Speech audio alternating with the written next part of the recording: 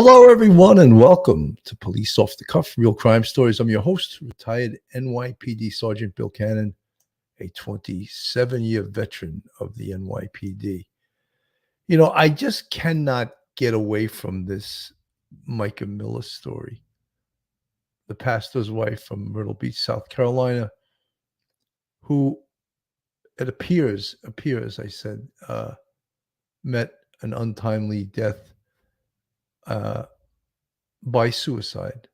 However, her family is not accepting the results of that. And, you know, frequently in death by suicide, family members don't want to accept it. And in this case, where there are so many reasons to not accept that this happened to your loved one, because on the screen, search for answers after the death of South Carolina pastor's wife, John Paul Miller, and of course, the victim, Mica Miller, who seemed like an amazing woman. And the more we dig deeper into Pastor Miller, he seems like the dirtbag of all dirtbags. You know, he just seems red flags about this guy. This guy is just, you know, all of the negative attributes you could have as a human being.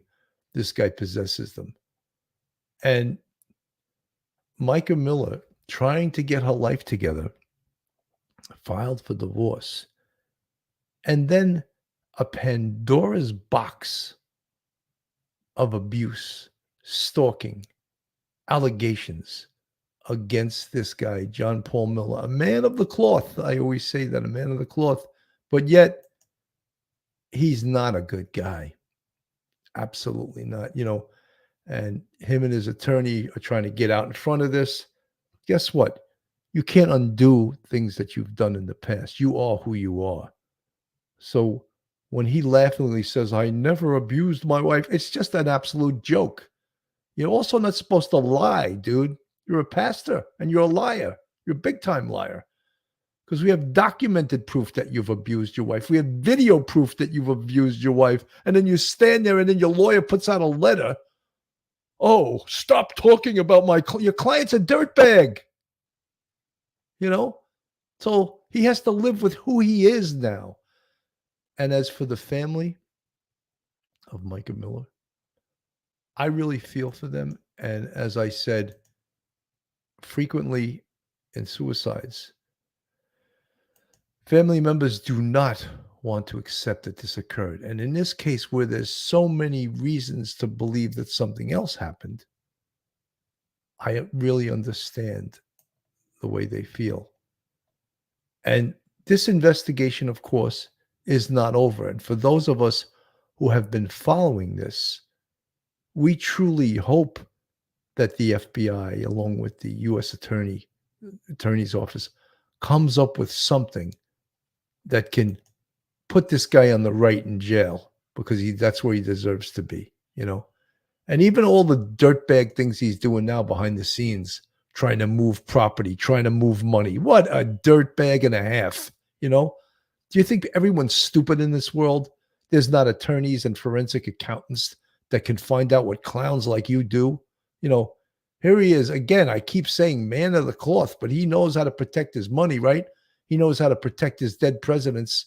He used money against his wife. He used it to control her when she was alive. So all of these things I wanted to sort of stress today, you know, that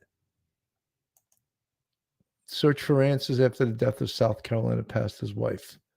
The family, of course, does not want to accept these findings. And we'll go over the evidence and how they feel and why they feel, and interviews with some other people.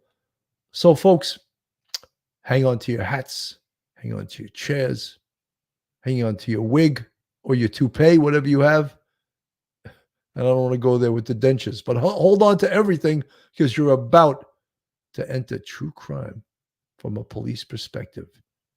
You're about to enter the off-the-cuff zone, the police off the cuff.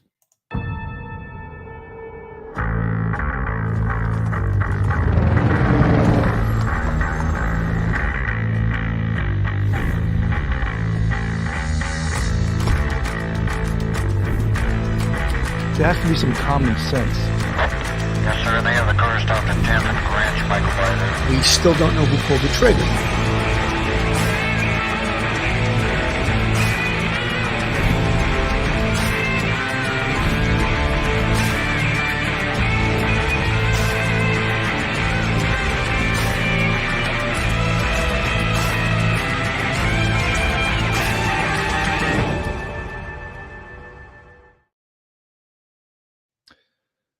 Good to see everyone here today. K-Me, member for 16 months.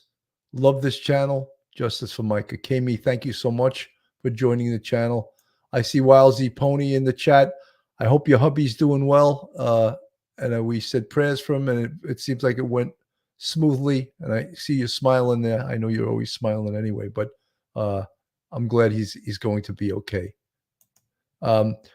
Folks, so one of the things that you can understand in situations of suicide, no one wants to believe that their loved one took their own life. And that is a constant when you deal with this. And early on when I started this podcast, I had a great doctor named Washkel, who was an advisor to the NYPD, because the NYPD was having such problems with suicide of members of the service. And he's sort of an expert on that. And he said one thing about suicide. He said, if you've seen one suicide, you've seen one suicide. Meaning we can't apply rules to suicide and said, because of this and this and this, that means this, that means that. No, they're all different. You know, are there commonalities? Yes. But they're all different. And I thank Dr. Washkel, Stephen Washkel, for teaching me about that, because it's so important to understand it. And we're going to try to understand that in this case also. So Mica Miller called 911 on April 27th and told authorities she was about to kill herself, purchasing a gun that same day. And this was according to Robeson County Police. I'm about to kill myself, and I just want my family to know where to find me, Miller said in a call. That was 2:54 p.m., and by 3:03 p.m., deputies were sent to the Lumber River State Park where her body was found. Relatives of the 30-year-old Myrtle Beach woman were given the information Tuesday morning during a meeting with Sheriff Bernice Wilkins and other investigators. After the meeting, authorities revealed how Miller spent the final hours of her life, releasing a meticulous timeline and other pieces of evidence to substantiate the medical examiner's conclusion that Miller committed suicide. And everyone, of course, wanted to know, okay, we see the video of her purchasing the firearm at Dick's pawn shop. We hear the 911 call of her indicating an intention of killing herself. There's even at the park, there's a man fishing who hears a woman crying, and he hears a gunshot. In that little body of water there, they find Mica Miller's body. They have still not told us where on the body the alleged self-inflicted gunshot wound was received, or was what they discovered when they did the investigation. They recovered the gun and a spent shell, and they said other like live rounds on the shore and Mica's property on the shore.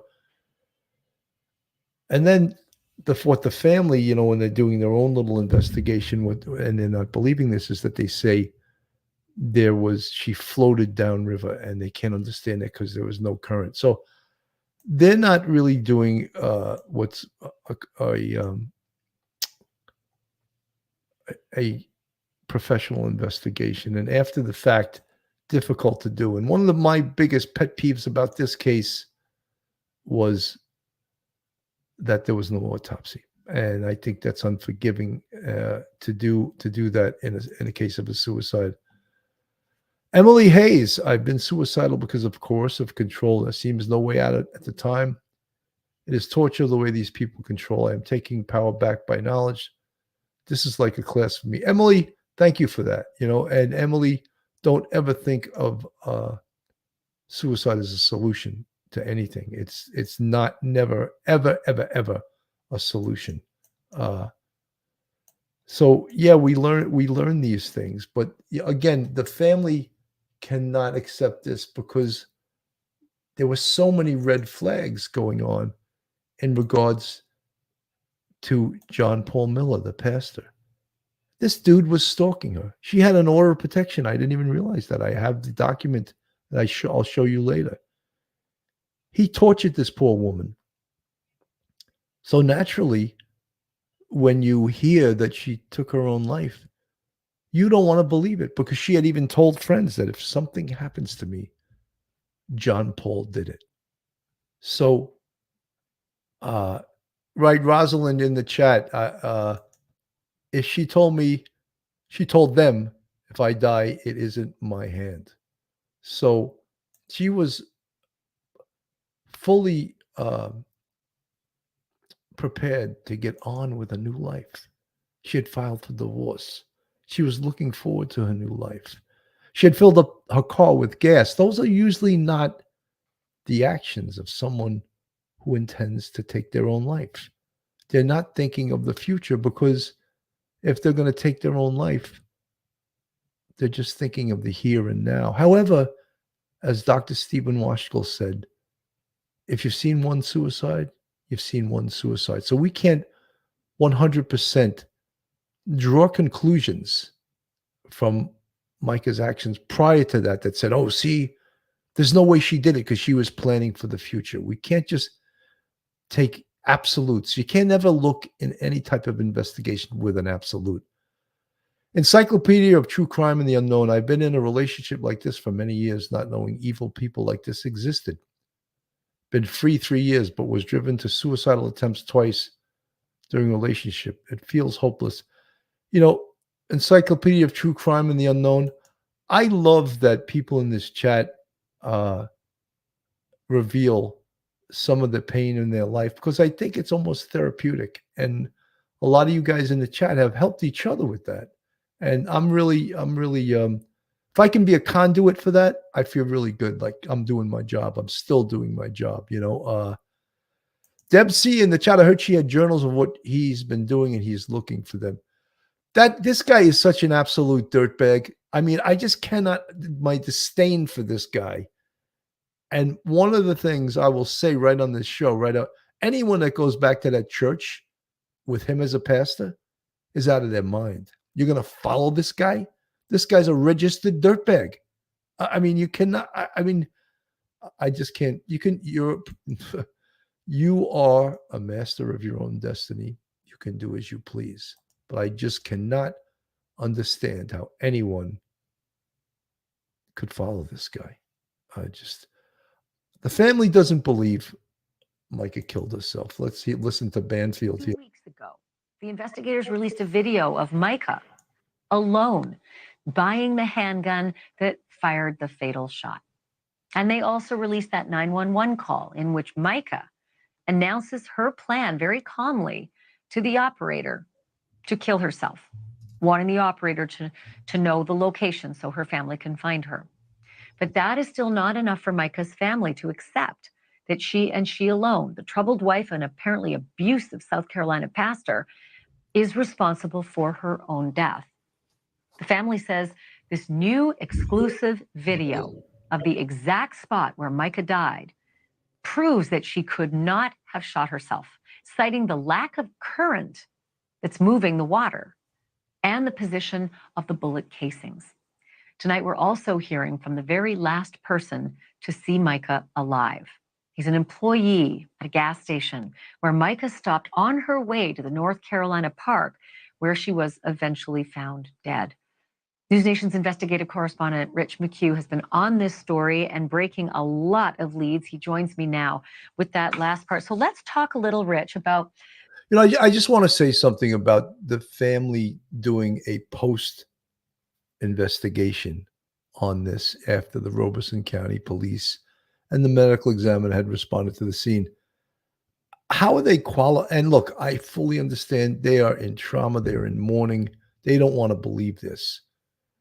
But how can you just believe that the body couldn't have floated upriver? I mean, it just there's natural movement of wind and that type of thing could move a body floating in the water. And that, that's not a reason to say she didn't do it. The other thing is, how qualified are you to say where the actual shooting took place and where the spent shell was? All of those things are, the crime scene people that responded should have done drawings. They should have done computer models of everything they found out. And again, I wanted to believe that she didn't do it, but I don't think you can just draw conclusions. The other thing is, and this bothered me, this dirtbag of a pastor, John Paul, he actually controlled her body after she was dead and what was going to be done, the parent cremation, and would not allow the family to view their daughter until they signed a document agreeing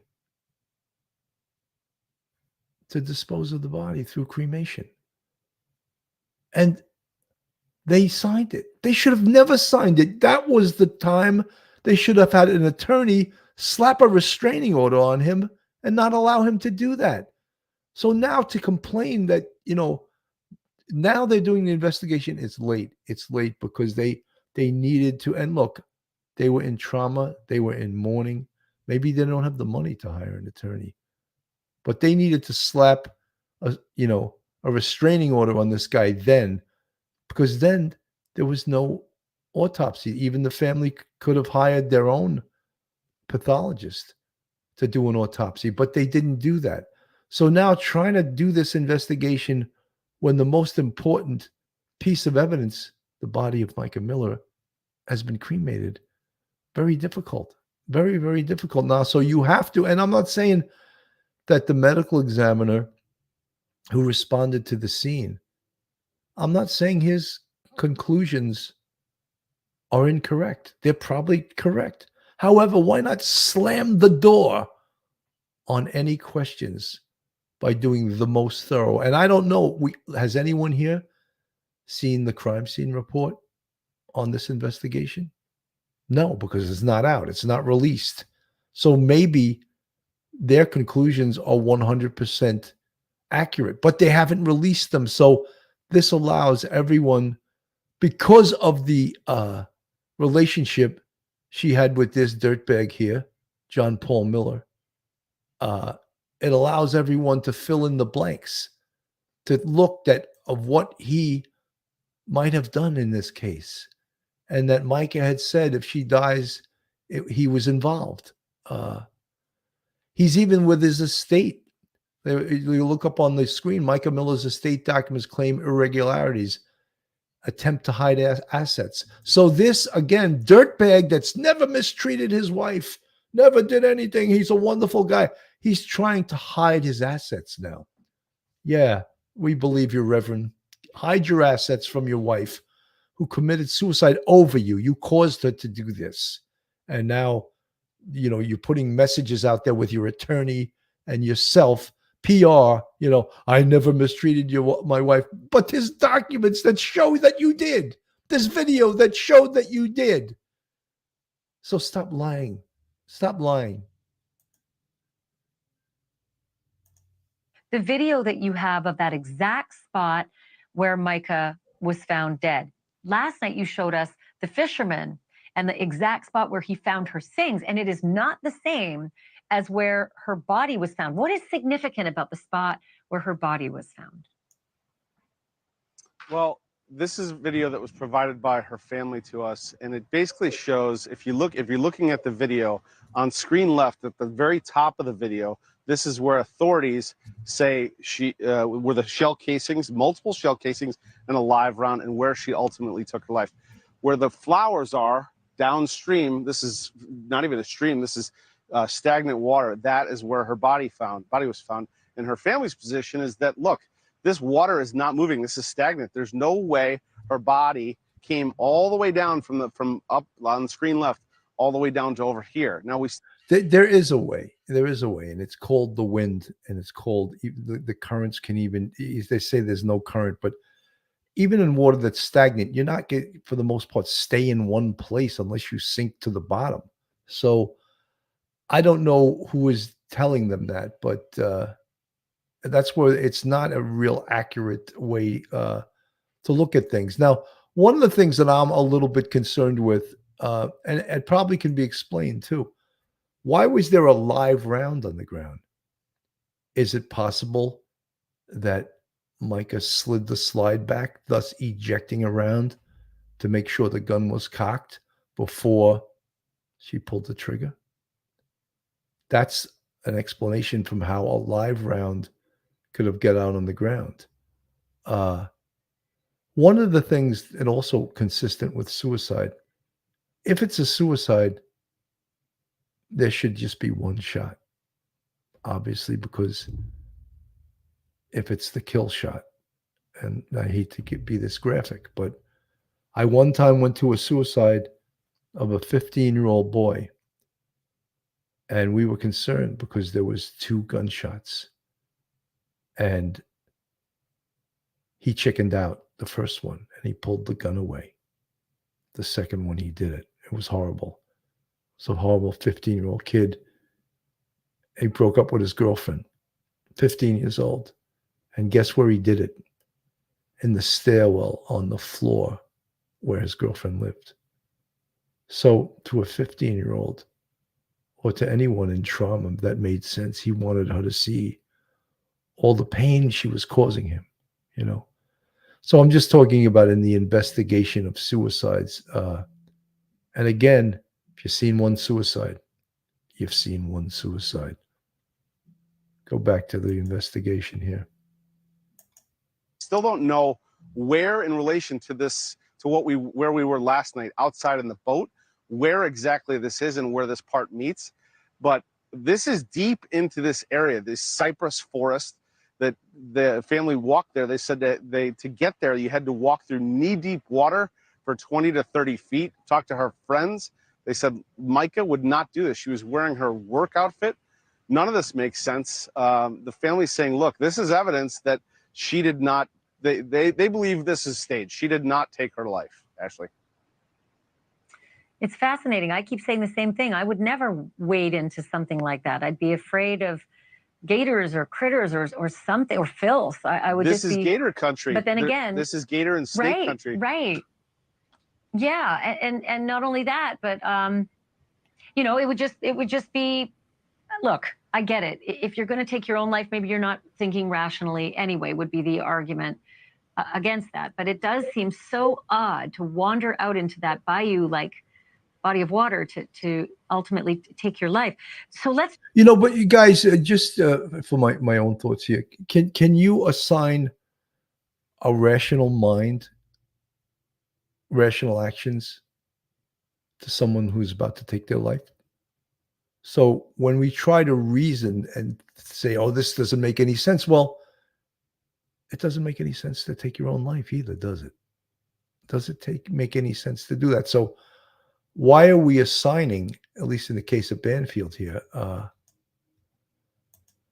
Jonna Porter on the live round, why would she cock the gun to make for sure it was loaded? She just loaded it. Now someone who was there with her could have done that, you think? Makes more sense. Jonna Porter, well, look, if you know anything about semi-automatics, and you probably know a lot about guns, I'm not saying you don't, but you can put the magazine into the gun, and the gun won't fire. And the term for that is out of battery. The gun's out of battery. So, I mean, obviously, what I was trained to do in the police department was slide the slide back, lock it there, and then slap the magazine in. The slide goes forward. There's immediately a round in the chamber. I don't know what Mica's experience was with guns. So maybe, you know, people watch TV all the time, and the dramatic thing on TV when someone's going to shoot, there was like, but anyone knows that, and knows anything about guns, You would never carry the gun uncocked with a semi-automatic. Stupidity, because if you're involved in something where you may have to use that gun immediately, you don't want to take that 1, 2, 3 seconds it takes to put the slide back and make sure the gun is cocked and fully ready to go. So that's and I'm just giving a possibility of how that live round got on the ground. How do we know that when Mica took her own life, she didn't wade out into the water? We don't know that. All we know is the fisherman who was on the scene that heard a female crying, and then he heard a gunshot wound. He's not the one that found the body. He found her property on the shore, but he's not the one that found the body. So all of these conjectures after the fact, we don't know. We don't know for sure. So we can make up stuff, but we got to go with the professionals that responded to the scene. Let's talk about the other unique information that you learned, and that is that Mica stopped for gas, which again is odd. Why would you fill up your tank if your plan was to take your life moments later? But she stopped for gas and she stopped to get a drink before she ended up in that park. And you've been able to speak to the person who might be the last person to speak with her and see her alive. Yeah, so this is in Mullins, South Carolina, which is about, I believe, about 40 minutes from here. It's also out of the way from if you're going a straight line to get to this state park in North Carolina. But I went there. I talked to the owner. I asked him, what she did. She basically came there for 10 or 15 minutes. He said she got an energy drink. But let's hear it. Let's hear it in his own words. Her car was parked over here. Yep. And she used the restroom and pull up and just come around and pull up over here to this pump. That's where she got gas. Mm-hmm. Yes. She was here about like 10 or 15 minutes? Somewhere there. Okay. I mean, if you look at the video, it tells all the time, how long she stayed. Yeah, I can say about approximately 10, 15 minutes. And nothing struck you as unusual? Nothing. Not at all. Did she look like she was waiting for somebody here? No.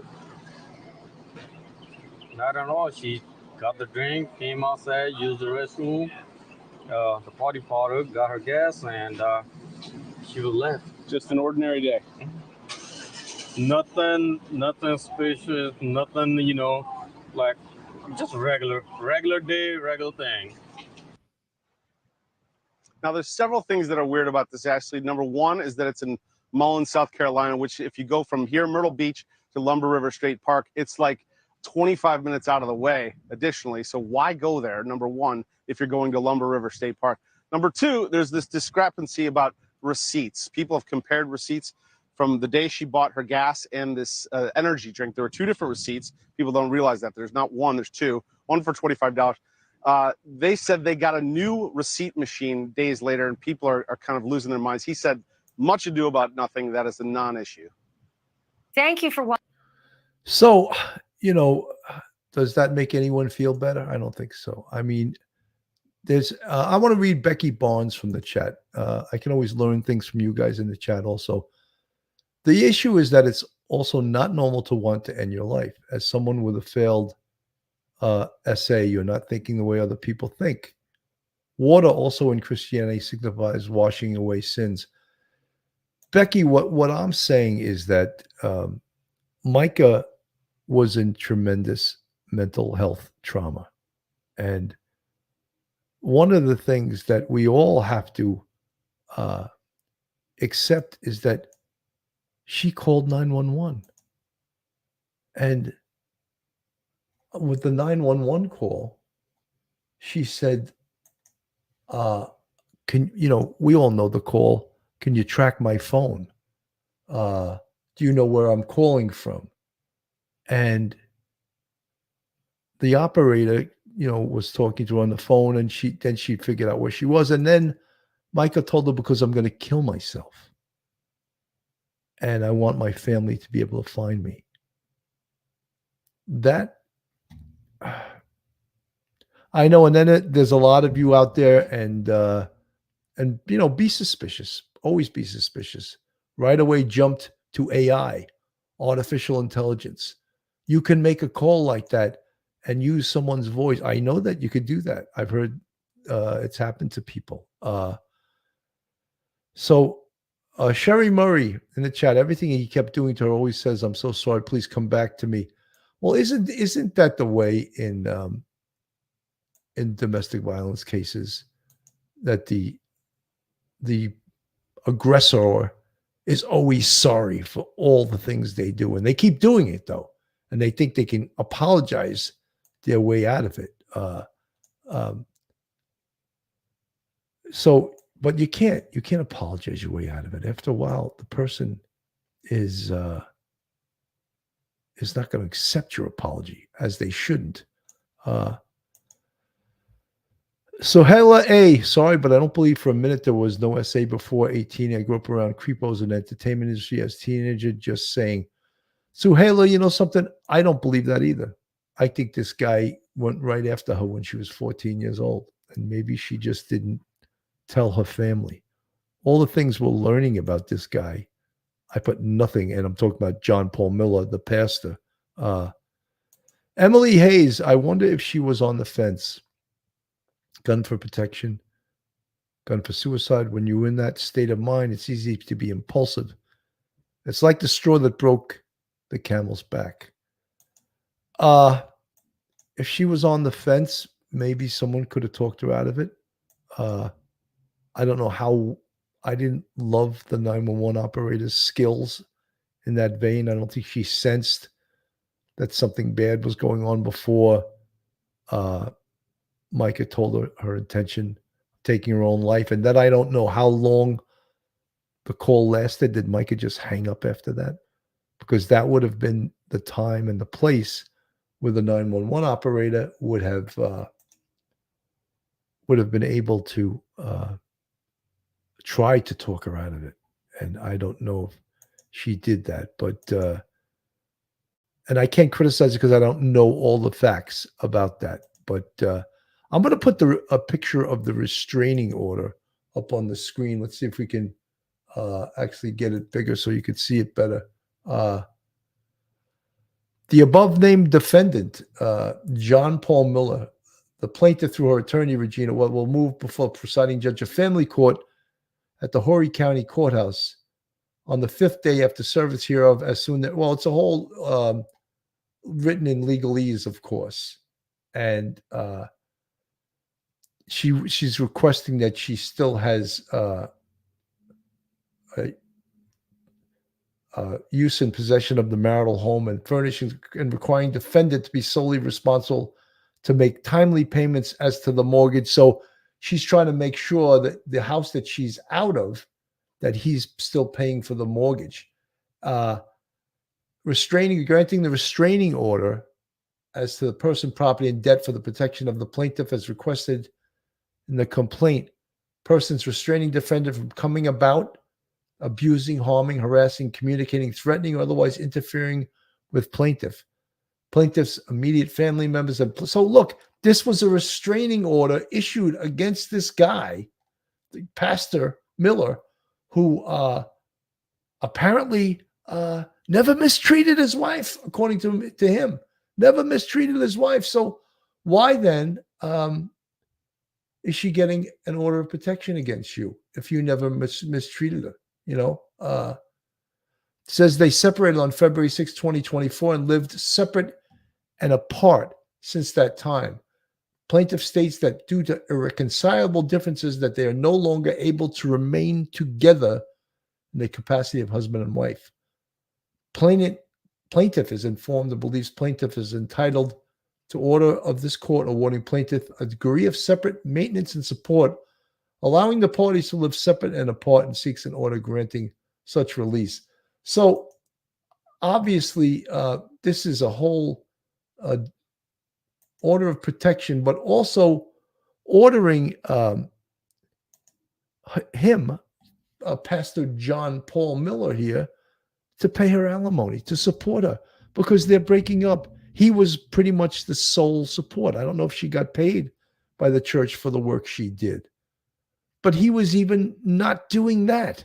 So he never hurt, he never abused, he never did anything. There's so much evidence, documentary evidence and testimonial evidence, that this guy was an absolute disaster. And yet he'd have everyone believe that he's a saint, you know. When he said in his sermon, I even tried to raise her from the dead, I knew that this guy's missing all his marbles. If he said that and he actually believes that, he needs some mental health help. He really does. And he can't deny saying it. It was during her memorial service, which again, why would anyone want him to control the memorial service? In life, Mica was trying to get the hell away from this guy. Did she really want him having control over the memorial service? If she would have had anything to say about it, I bet she would have said no. So here's more urgent search for answers in this case. Heartbreak and questions. The death of Mica Miller, a loving daughter, friend, and estranged wife of a South Carolina pastor. I'm still having trouble with it. I can't buy everything that happened. Angela Clark says she was one of Mica Miller's closest friends, and she says she was one of the last people to speak to Miller before she took her own life. She's speaking out for the first time. I talked to her Friday night. Our plan was that she was going to meet me for the second service at church on Sunday. My husband walked up to me on the stage in the middle of rehearsal. He got kind of choked up. He always couldn't get the words out. And he said, Mica's gone. And I said, what do you mean Mica's gone? And he said, Angela, she's dead. So my question is still going to be, what happened between Friday night and Saturday that broke her? Now, the FBI and U.S. Attorney are helping the Robeson County Sheriff's Department in the investigation. The FBI can bring a lot of expertise to the table to evaluate both cell phones, text messages, social media, relationship with her husband. You would need the U.S. Attorney's Office, for example, to subpoena phone records. You could get a search warrant. Now, you'd have to have some information that what occurred potentially fits some federal crime. The 30-year-old calling 911 and threatening suicide moments before she was found dead at a state park in North Carolina on April 27th, about an hour north of where she lived in Myrtle Beach. Her death officially ruled a suicide. Mica's death coming just... You know, Law, I have to stop this video because that's such a great point. It blows my mind that the person who had an order of protection against him, a court-ordered document, and her body is released to him, married or not, doesn't make sense. Law, 100%. I so agree with you. You're right. She has an order of protection against this dirtbag, and her body gets released to him. That makes no sense to me. There should be some kind of connection there that, no, she's getting divorced. She wants nothing to do with this guy. Why was he allowed to be the one who was the recipient and controlled what happened with her body? Makes no sense at all. Lala, great point. Just days after she told a police officer she was scared for her life, and adding that she found a GPS tracker on her car and was being followed. She had filed for divorce last October. Her husband, John Paul Miller, was a pastor at a local church. He first announced his wife's death at the end of a church service, which was live streamed. I got a call late last night. My wife has passed away. Yeah, it was self-induced. I'm sure there'll be more details to come. He has since been released from his duties for a time of healing, counsel, and guidance, but previously had also spoken at a memorial service about Mica. Been down with her body about 4 times this week, and each time it still didn't hit me. I thought she was going to wake up. You know, I even tried to raise her from the dead. That quote right there just kills me. It just rips my brain out of my skull. I even tried to raise her from the dead. Are you kidding me, dude? Did you actually just say that? Are you out of your mind? He obviously is if he said that, you know. I even tried to raise her from the dead. Who would follow this dude? Anyone? Anyone going to follow him? Any of you guys in the chat want to go to this church and be preached to by this dude? I don't think so. I don't think so. Images released from authorities show Mica the day of her death leaving her house, buying a gun, stopping at a gas station near the park, and then making a call to 911. Hi, are you able to trace the location of my phone? Mica posting shortly before her death, please share this with anyone struggling with leaving a dangerous situation. God hates divorce because it hurts people. But does abuse hurt people? How do you think God feels about that? And this was her last Facebook post. When terrible, terrible, terrible things happen to you, y'all know what I'm talking about. RPF, resting peace face. Miller telling ABC News he didn't have anything to do with his wife's death. He never abused her. And That quote right there, he never abused her. He was, that just kills me because there's all kinds of evidence to the contrary. he took care of her as best he could. Angela says she and Mica had connected several weeks earlier after Mica reached out and told her about what she says had been going on in her marriage to Pastor John Paul.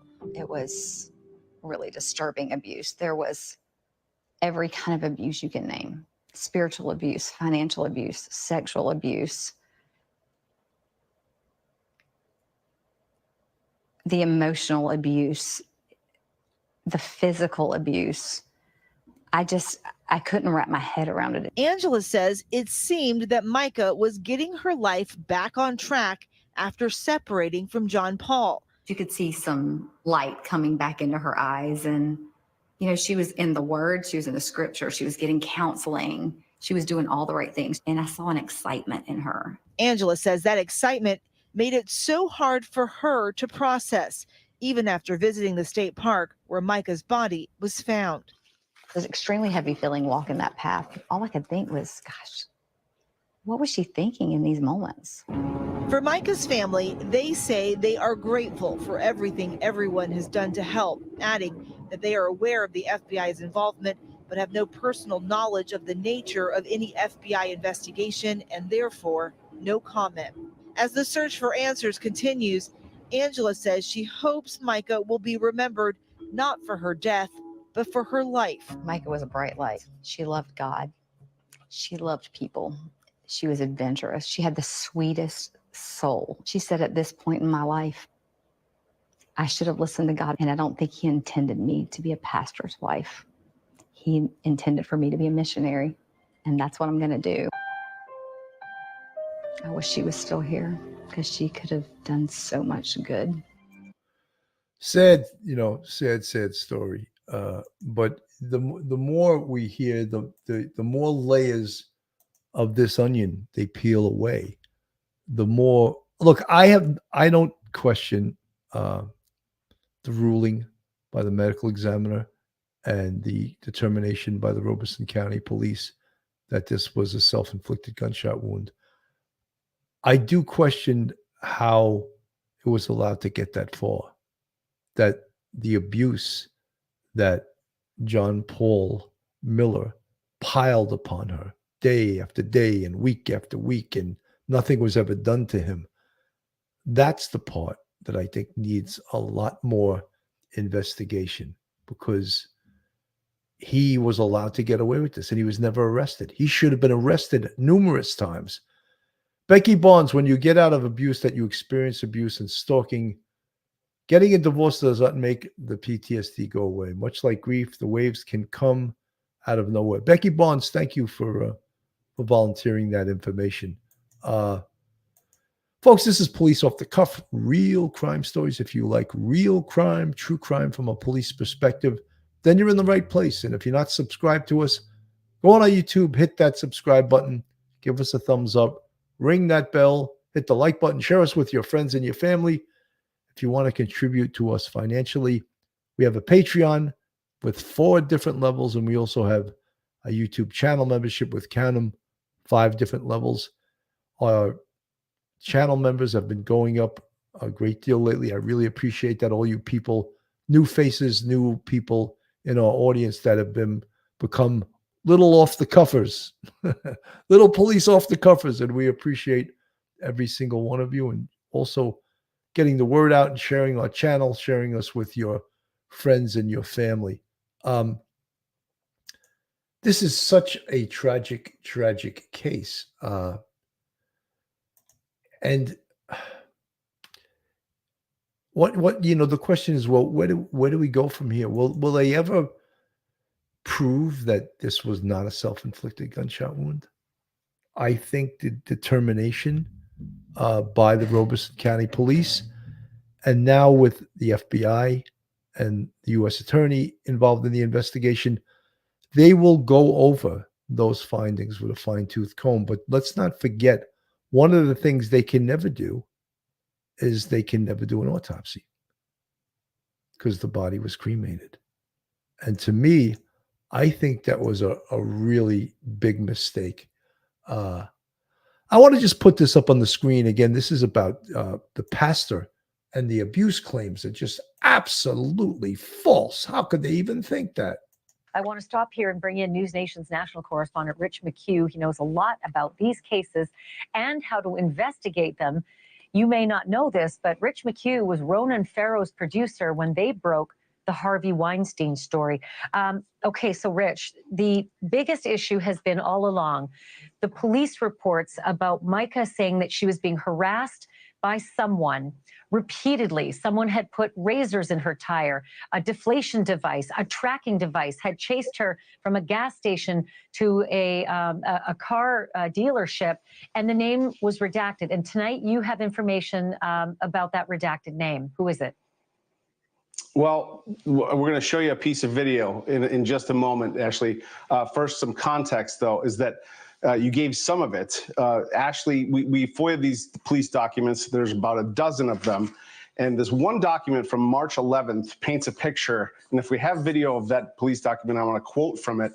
So when we see the actual video, we can make sense of it. In the police document, the police officer writes that he was at East Coast Honda in Myrtle Beach in reference to harassment, that Mica was getting her tire fixed after it was slashed, that she told the officer the tracking device was on her car, that the suspect showed up, quote, she told him to go away, but she does not want to talk. And then when she pulled out,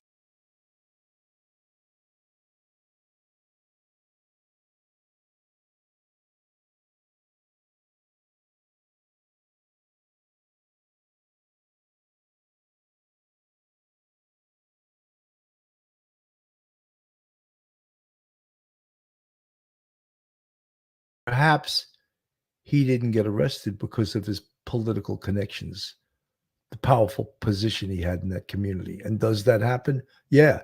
His ass should have been arrested a couple of times. And it wasn't. Was it because he was the pastor of that church? Was it because of the power of that church? Was it potentially that some of the police officers were congregants of that church? I don't like the way that looks. let her phone to record, he sped off. The victim said he leaves and comes back. That appears to be the moment we're about to show you. Roll the tape if we have it. Walk away. I'll show you the pictures. Do you want to go to jail? They'll be on Facebook in a few hours. So this dirtbag who you're just seeing there that never abused, never stalked, never, here he is stalking his wife, right? And there he is threatening, not just threatening, he did it. He put naked photos of her on Facebook. There's Pastor John Paul Miller, who never did a thing like this. Is a stand-up guy. He's a great guy. He's a man of the cloth. He's a dirtbag extraordinaire, this guy. Alrighty, you'll be in jail in a few hours. Walk away.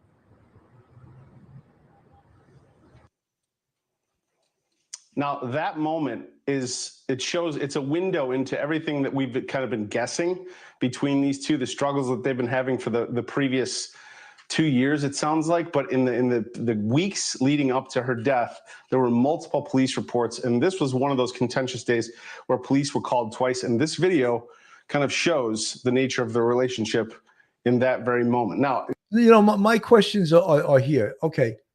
The police were called. They had these reports. Why was he not arrested? Right? He explained a couple of times in family and domestic violence cases. I put this acronym in the chat, And the acronym, still remember these things, HADARM. That's the acronym. And it stands for harassment, first or second degree, attempted assault and assault, third degree. D is for disorderly conduct. A is for assault, second degree. R is for reckless endangerment. And the M is for menacing. So absolutely harassment. He's harassing the shit out of her, right?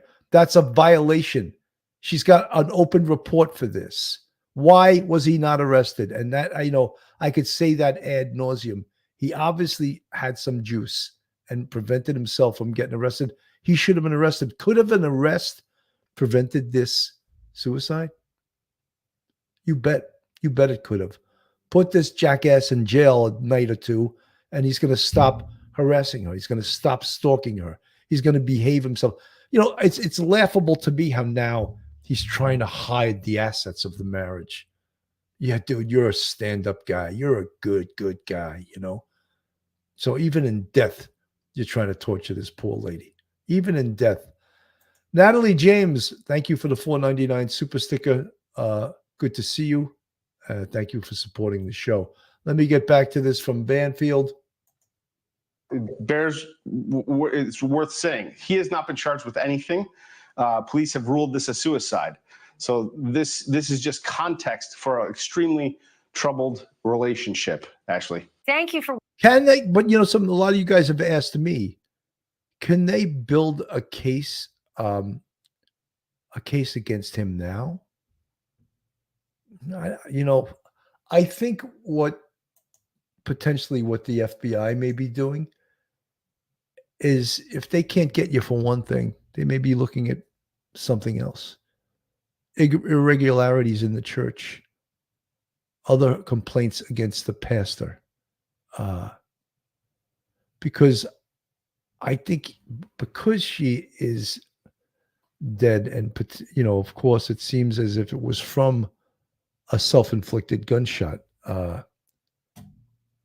I don't think that they can build a case for him to charge him with anything relative to her suicide.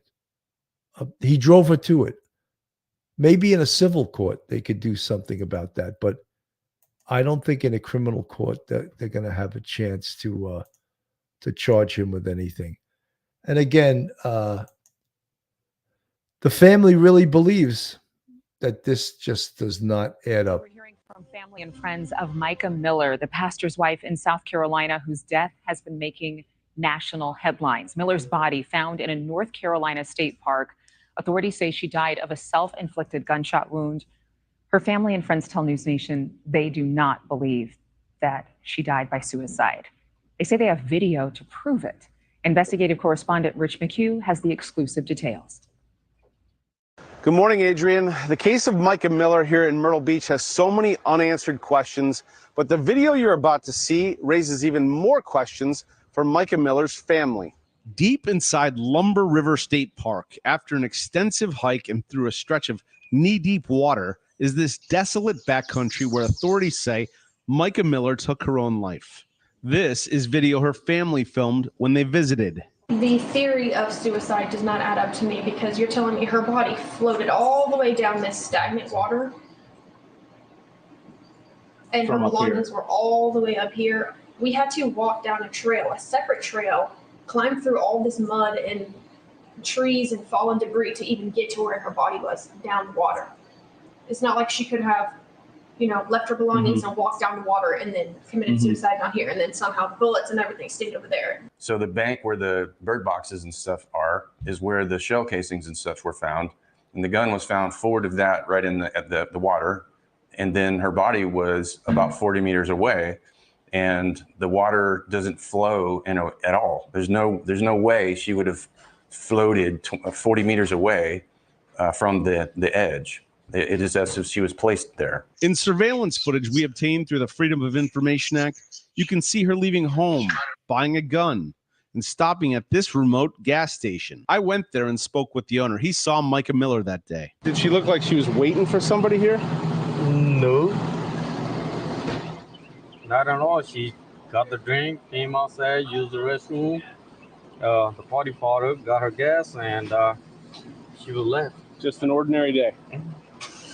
Nothing suspicious, nothing, like just regular day, regular thing. She texted me again at 3:47 and said, "Are you singing this Sunday? I'll be at second service." And I said, "Yes." Micah's friend Angela Clark was among the last to speak with her the night before she died, making plans for Sunday, offering to help with car payments. She said, "Okay, I'm excited to see you up there." Despite all the surveillance, she is not buying the official ruling. This is not somebody that's ready to end their life. This is somebody that's making plans for the weekend, Right. and getting her car payment made. Why do you worry about getting your car payment made?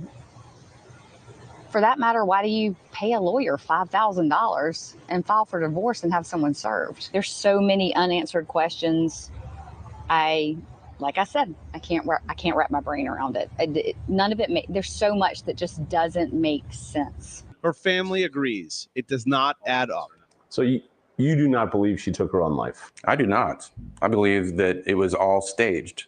I believe that the whole thing was premeditated. It's all part of why the family hopes that the FBI is taking a deep look into this case. Adrian? Thanks for watching, everybody. But what part of it are the FBI going to be looking at? Are they going to be looking at the suicide, or to prove that it was not a self-inflicted gunshot wound, or are they going to look at the church? Are they going to look at irregularities in the church because it opened up their mind and their eyes to potential improprieties with this church? Because I think if they look at the suicide and the self-inflicted gunshot wound, look, I feel so sorry for the family. I would not, if this was a family member of mine, I would not want to believe the findings of the Robeson County Sheriff's Office either. I would want to hire my own investigators to reinvestigate this. But a lot of things, the ship has sailed. There can be no autopsy. This is Mica talking. This was sort of a famous, it's been played so many times, but to see her state of mind shortly before all of these things occurred, I want to put this up on the screen, and we'll hear Mica speak. I've had a lot of women that have reached out to me about situations of abuse. And I just want to tell you what a lot of people have told me lately and reminded me, because I think I forgot. I knew, but I pushed it in the back of my head just because of my situation. But you are the bride of Christ. Before anybody else's bride, male or female, it doesn't matter. It doesn't matter what gender you are. Abuse is abuse. And you are the bride of Christ. And my Bible says that he took all the abuse you could think of for you so that you didn't have to live that life of slavery and bondage and pain. Jesus took it all for you. So you don't have to stay in a abusive relationship, whether that's sexual, whether that's somebody forcing you to take illegal drugs or alcohol abuse or physical abuse, psychological abuse, making you think that this is all your fault, or you're a bad mom, or you're a bad wife, or you're a bad husband, or you're not giving it your all when you know you are. God hates divorce, but why? According to everybody I've asked and the scriptures that I've found, it's because it hurts people. But does abuse hurt people? How do you think God feels about that? So I want to remind you, like a bunch of people have been reminding me lately, that I'm God's bride first. And even an earthly spouse who's a good spouse, when they know that their bride is being hurt, just imagine what an earthly spouse does. What do you think your heavenly spouse does when you're the bride of Christ and he sees his bride going through abuse and hurt. What do you think he thinks about that? So, encouragement in all this is you are the bride of Christ first before anybody else's. And he's got you.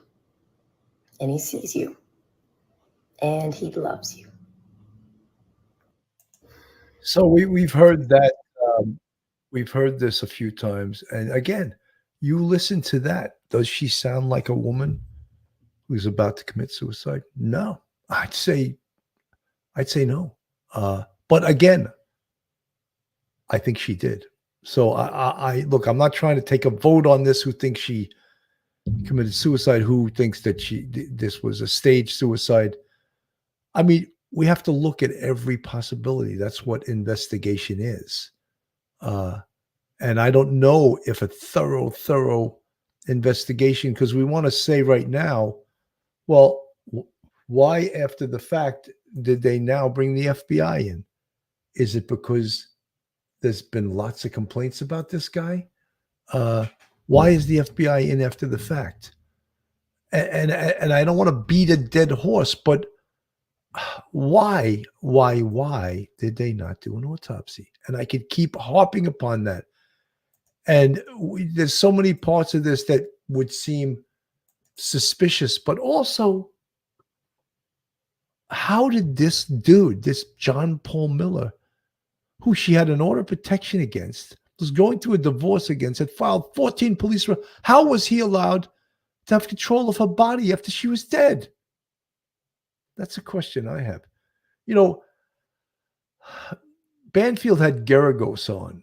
And, you know, when you talk about a defense attorney, they're always looking at about ways that, they didn't do it, you know. And he also wanted to believe that this was no suicide. It was a staged suicide. But all of the factors, let's listen to Garagos.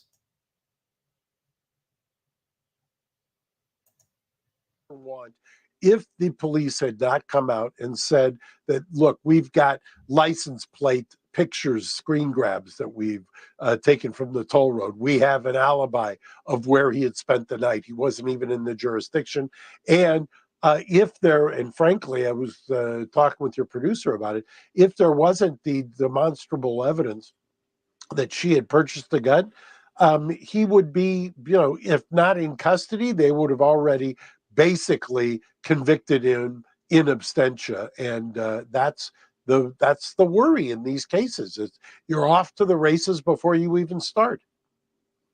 Yeah, I mean, this is the picture that did it for me. She is in the pawn shop buying this gun all by herself. People jumped online saying she was forced to, probably the woman that her husband was having the affair with killed her and then made it look like a suicide and probably called 911 pretending to be her. You can't refute the fact that she was in there by herself, moments before she used that gun that she's buying. Here's the other question I have for you. Are there any civil actions anywhere here? I look at the 20 minutes that it took her from the moment she walked in the door to get that gun. 20 minutes, that's all it took to get the gun, and then she used it to kill herself. And the way the husband had behaved, there are all sorts of allegations that he was emotionally abusive to her. I think there's like suggestions that, she was 14 when they met and maybe not that young, not that old when they, turned into a relationship. Is there any civil action, wrongful death that can flow out of the pattern of facts you've seen? Well, you can always conjure up a cause of action. It's whether or not it's something that will stick, number one. And number two, most plaintiffs' lawyers work on a contingency.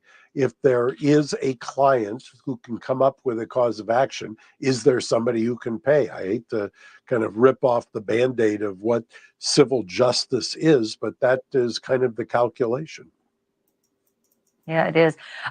Mark, thank you. Appreciate it. You were the first person I thought of when it comes to a case like this. It's not often that it's this kind of resolution this quickly, but I appreciate your input. Thank you. So, is there a civil action? And I think there potentially is a civil action against John Paul Miller and his church. Absolutely. Because he is an instrument of his church and he abused the shit out of his wife. And it's documented in 14 complaint reports as well as video. Now, is there civil action to be had against the gun store, Dick's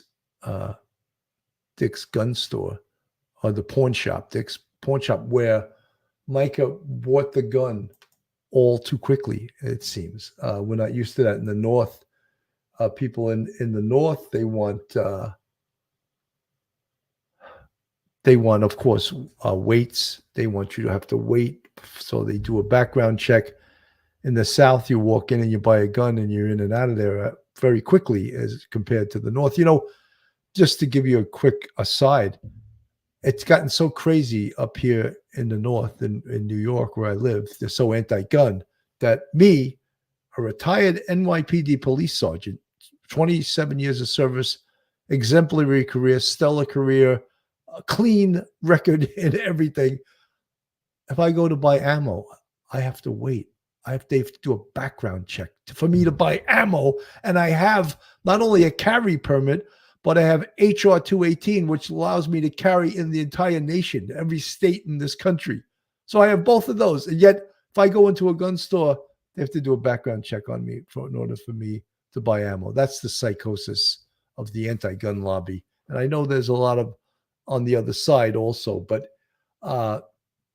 just incredible, And so getting back to the point, is there potentially a civil suit against Dick's pawn shop for selling Mica that gun without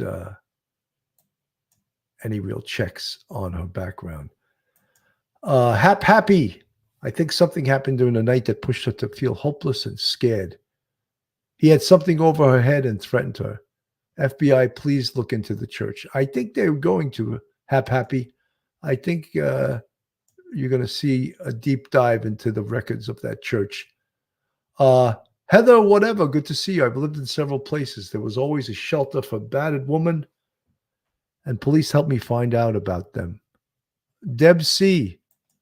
Should get the whole video of that store. It shows that someone was following her. He even came in the store. Grizzly True Crime says the video. I watched that. That doesn't prove anything. The guy, yeah, he looked a little suspicious, but was he following her? Did they see him go into the park? I mean, you could come up with suspicious stuff in every type of conspiracy theory, but there's no proof that that guy ever went to the park. I saw him on the video. He was just sort of looking around. Was he there looking at her? I don't know. Look, I try to go with what appears to be the truth, and I can be wrong, and I've been wrong before. But Becky Barnes, Encyclopedia, that is what I was questioning as well. They either do the investigation themselves or get help from local. However, they seldom turn it over completely. Becky Barnes, what's going to happen is if the FBI actually looks into the suicide, they will start with the investigation conducted by Robeson County. That's where they're going to start because the crime scene is gone, right? The pictures and the markings and the measurements and the actual photos of the body is all they have. The firearm is all they have, the spent shell. So are there going to be ballistics tests, and have there already been ballistics tests on that firearm to show that the round that was fired into Mica, and we still don't know where it was on her body it was fired, that matches the gun that was recovered on the scene? The spent shell that was recovered on the scene, does that match the spent shell that was fired from that Sig Sauer allegedly by Mica Miller? The imprint on the primer, does that match the firing pin on the Sig Sauer? So those are all the investigative details. And will the FBI go over that? I don't know if that's their mission here or not. But FBI will have experts. They will have ballistic experts. They will have crime scene experts. And if that is their mission, to come here and check and go over the work of the Robeson County Police, then I believe we will 100% get to the truth. I question also the family in regards to a lot of these moves they're talking about. They had to make when this was just happened. They waited too long. So it's easy now to throw dirt at the screen, but you had to get on this right away, and they waited too long. There should have been an attorney that represented the family that stopped John Paul Miller from cremating her body. Restraining order, boom, that the time goes by. You can't do it any longer. So they didn't do that. So it's easy to and again, I know the family's in mourning, but it's easy to complain now and say they didn't do this, they didn't do that. No, but you didn't do what you should have did either. Out of Myrtle Beach that has grabbed the attention of the nation. The estranged wife of a pastor was found dead in North Carolina last month. Questions about how 30-year-old Mica Miller died came up after her husband, John Paul, announced her death during the end of his sermon on April 28th. He's a minister. Just a day after her body was found and 2 days after he was served divorce papers. In court documents filed yesterday, Mica's family alleged that she feared her husband may do something to her. In an update today, Robeson County deputies said that she died by suicide. They say they have evidence, including a 911 call, to support that decision. That was that doesn't leave us. Look, the family, of course, and as I said, I can repeat it again. They're in deep mourning about what occurred here. They don't want to believe that Mica took her own life, and I didn't want to believe it either.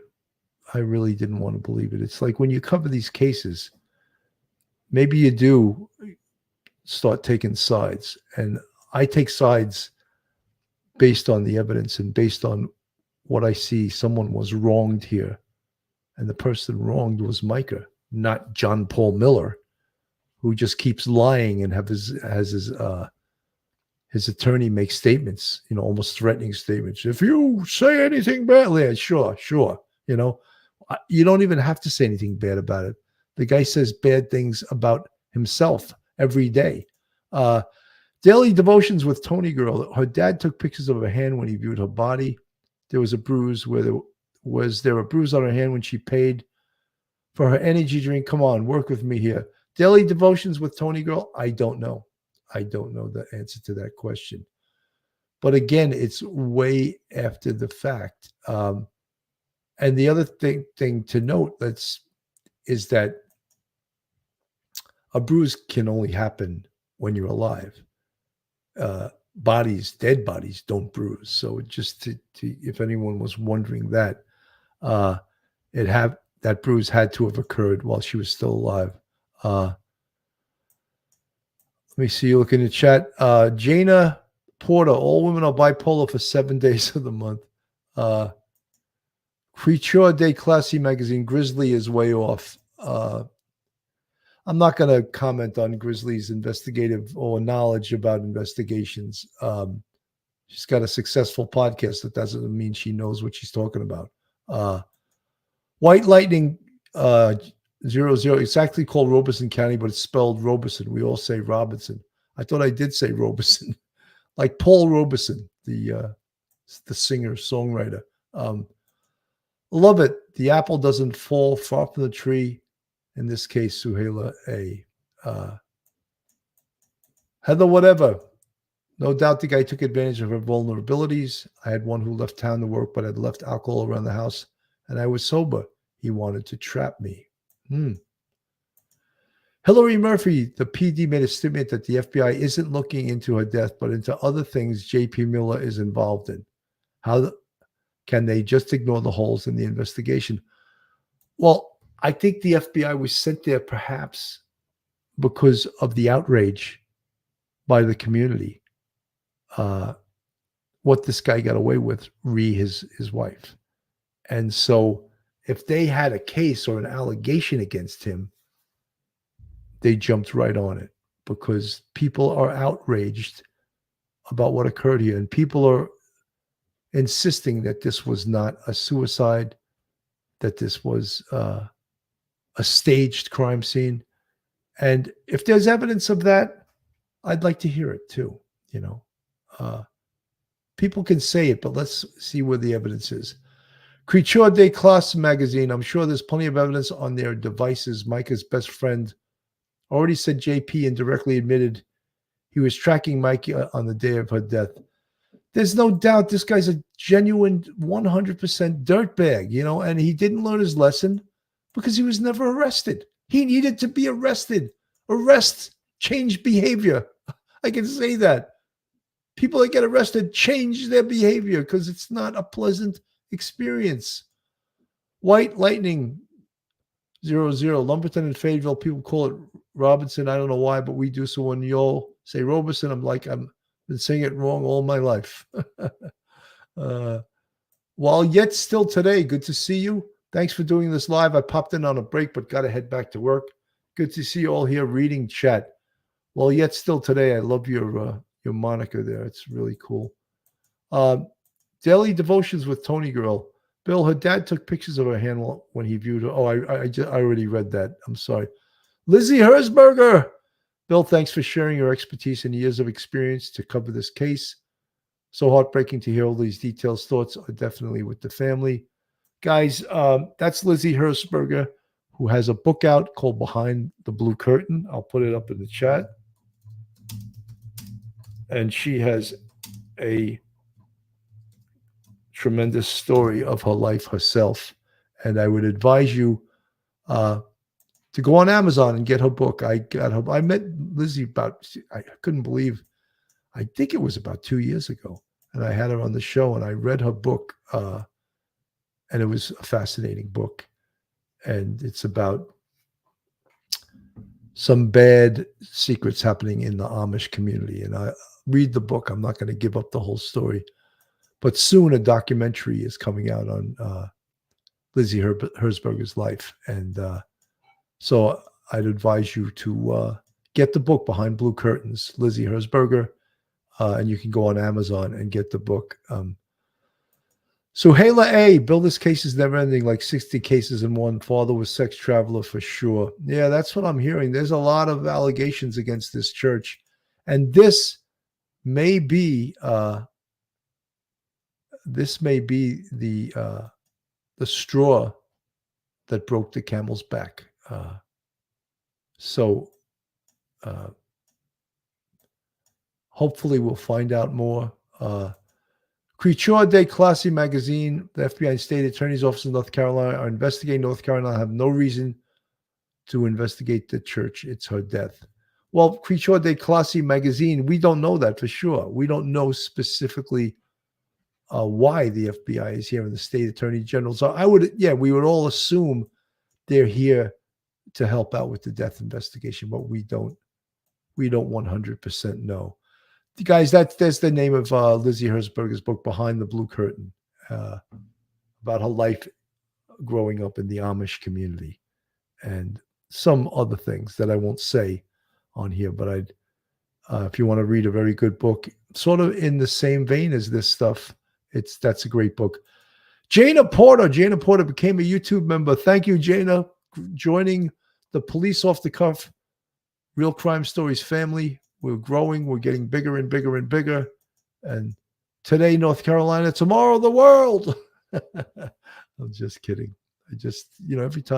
Every once in a while, you have to have some humor in some really tough topics to cover. All right, we're still White Lightning 00. It's wild because Lumberton people have a different accent than us Fayetteville people. I love how they talk. Okay. I wonder if you guys can even understand me when you talk about accents.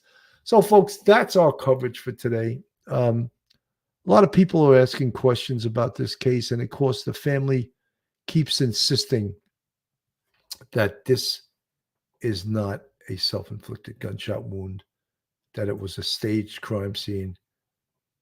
And you can understand it, that they don't want to believe this. They don't want to believe that their loved one took her own life. And it seemed as if once she got away from this dirtbag, who you see on the screen, Pastor John Paul Miller, that she had a lot to live for, and he was holding her back. He's like, when you think about what he was doing, he's like a terrorist, like terrorized this poor woman's life, wouldn't let her go, So we're going to keep following this case, and as new things occur.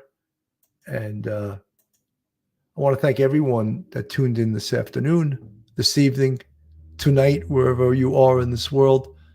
Thank you so much. I'm Bill Cannon from Police Off the Cuff Real Crime Stories. Have a great rest of your day, and God bless everyone. One episode just ain't enough.